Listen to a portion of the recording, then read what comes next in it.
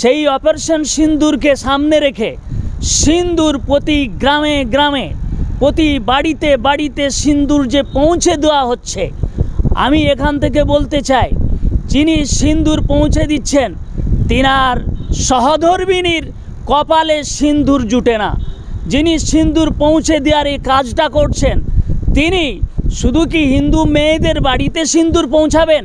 প্রশ্ন হলো, মুসলমান বা অন্য সম্প্রদায়ের মাধ্যম দিয়ে সিন্দুরটা কি মুসলমান বাড়িতে পৌঁছাতে পারবেন? তো এটা ভারতবর্ষ সরকারের কাছে আমাদের এটা প্রশ্ন, এটা অভিযোগ। বিষয়টা 2025 সালের যে ওয়াকফ অ্যামেন্ডমেন্ট অ্যাক্ট, যেটা ভারতবর্ষের মুসলমানদের উপরে এটা চাপিয়ে দেওয়া হয়েছে, এটার দ্বারাই ভারতবর্ষের মুসলমানদের ধর্মীয় স্বাধীনতাকে ধ্বংস করে দেওয়ার রাষ্ট্রীয়ভাবে একটা চক্রান্ত, এবং এই চক্রান্তকে প্রতিহত করার জন্য ভারতবর্ষের সমস্ত তৌহিদি জনতা মুসলমান তারা প্রতিবাদের একটা ঝড় তুফান তুলেছিলেন।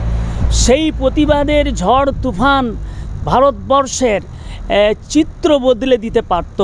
এটা ভারতবর্ষ সরকার বুঝতে পেরে এর জন্য এই আইন আপনার এই আন্দোলনটাকে স্তব্ধ করে দেওয়ার জন্য ভারতবর্ষের সমস্ত মানুষের মনে হয়েছে যে একটা কোনো কিছু অঘটন ঘটানো।